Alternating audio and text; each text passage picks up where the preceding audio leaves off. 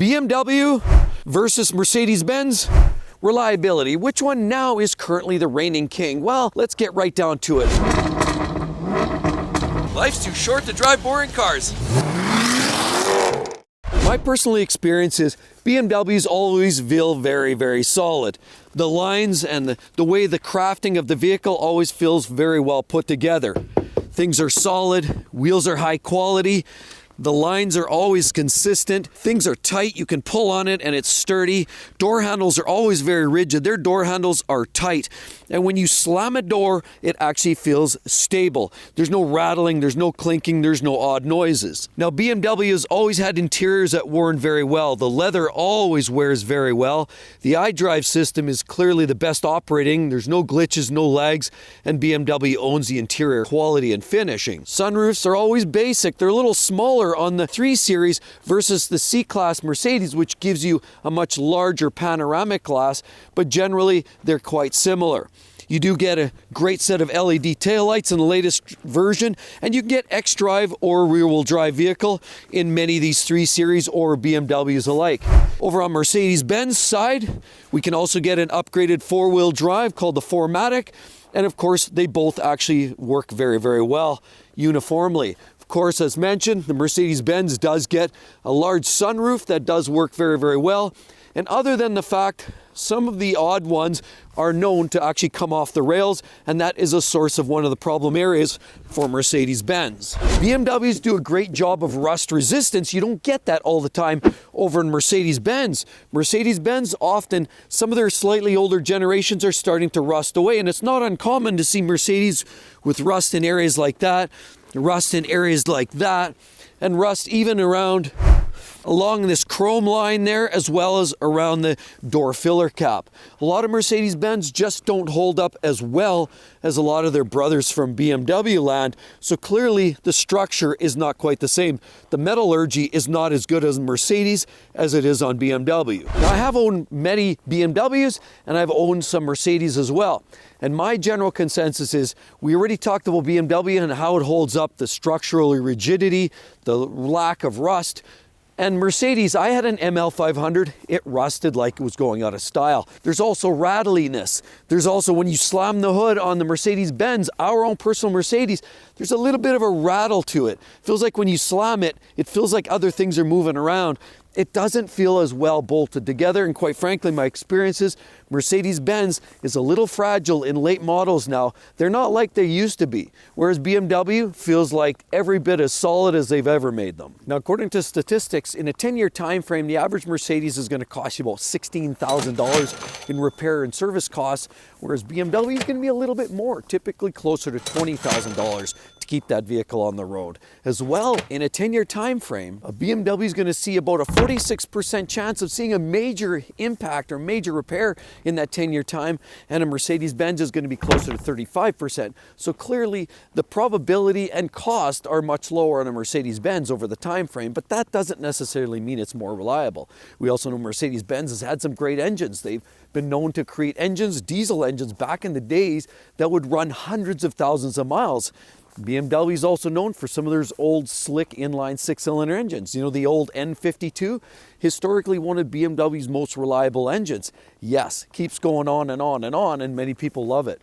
Whereas Mercedes-Benz, they like to stick with a lot of their V8s. Those are where some of their classic reliability has been.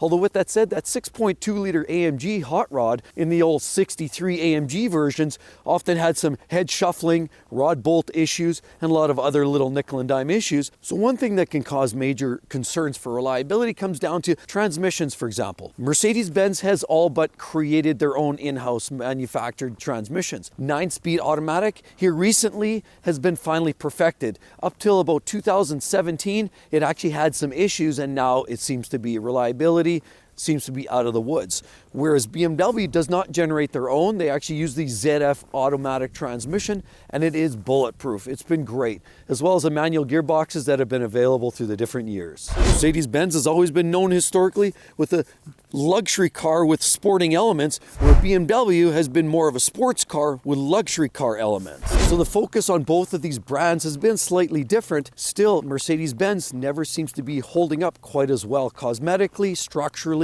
even the plastics never seem to hold up as well as BMW. Mercedes-Benz has had a few problems along the way. With a few more of their late model V6 engines, some of their V8 engines have had issues, although their late model twin turbo 4-liter V8 that's gone into some of the AMG cars as well made its way over to Aston and now into the Range Rover lineup is clearly a much better, more robust drivetrain, whereas BMW has stepped up their game profusely in the last few years with upgrades to their 4.4-liter N63 twin-turbo V8 engine, much better today than it ever was. They've also improved their 4-cylinder engine with the B48 from the old N20 that was notoriously unreliable for various reasons, and as well the B58, which has been vastly improved from some of their straight sixes like the horrifically unreliable N54 before that and the N55 slightly after, were much less reliable than the N52 that we're trying to replace with. The late model 2-liter turbo 4-cylinder engines in a lot of the C-Class, GLA, CLA cars are actually French built, French derived, and have had some issues with punching holes because of detonation, EGR systems, and problem areas. Whereas BMW had some significant issues with their older N47 diesel engines eating up timing chains, the N20 eating timing chains. BMW is not new to coolant leaks because of water pumps, thermostats, the coolant hoses that leak because they have those keyed fittings. That's a common issue. And even Mercedes is starting to adapt some of those quick keyed connectors too, which clearly are going to be a problem as time goes on. BMW had that beautiful S85 V10 engine, naturally aspirated, high revving. That was their workhorse. And then the staple over on the Mercedes side was that gorgeous 6.2-liter V8 that I already mentioned. Also had head shuffling problems and a variety of other issues, meaning they both had some big, high-powered engines that had troubles throughout the years. But since then, some things have changed. Again, I've mentioned some upgraded engines here in the Mercedes world, some upgraded engines here, and now even BMW with their B48, B58 engines, that's a 4 and 6-cylinder engine.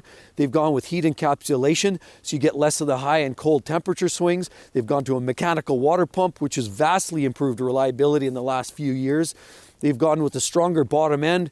Crank assembly as well as fuel injection issues have been upgraded, and generally BMW has come leaps and bounds in terms of reliability, whereas Mercedes-Benz hasn't done a ton extra other than outsourcing to French manufacturers for some of their engines. So generally speaking, which one do I think is actually more reliable? By the seat of the pants, I'm going to say these Mercedes-Benz feel much more fragile. They don't hold up as well. They have nicer finishing, nicer detail, nicer technology, but BMW seems to be holding up much better overall. The solidity of the body, the better metals, the engines are consistently tried and true now, and they seem to be less problematic. Which one, in fact, is the more reliable car, according to statistics and not just seat of the pants? Well, according to J.D. Power in recent years, BMW now ranks 11th out of all manufacturers for overall reliability, where Mercedes-Benz is down around 15. Now that's not a huge gap, and generally it sounds like it's fairly close, but that's J.D. Power's. We can't forget about Consumers Reports, who does their own collection and analysis, and they rank these vehicles quite differently. Consumers Reports ranks Mercedes now at 24th slot.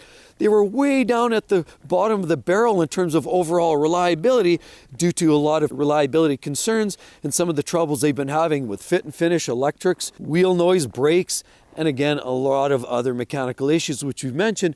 And BMW, on the other hand, has changed up quite a bit. Consumers Reports actually ranks BMW now as 3rd slot from the top. That's right, they actually rank BMW in current generation form higher in terms of reliability than even Honda, and therefore BMW, according to the statistics, even on both counts, is more reliable than a Mercedes. Now, from what I know and from my experience, and I've owned several vehicles of both manufacturers, I would absolutely concur. I do agree that I truly, from my experience, the fit and finish, the quality, the way the vehicle generally holds up is less good. It's definitely not as good on the Mercedes-Benz as is on a BMW. And BMWs feel 10 times more solid than any Mercedes could ever dream to, at least in current generation form.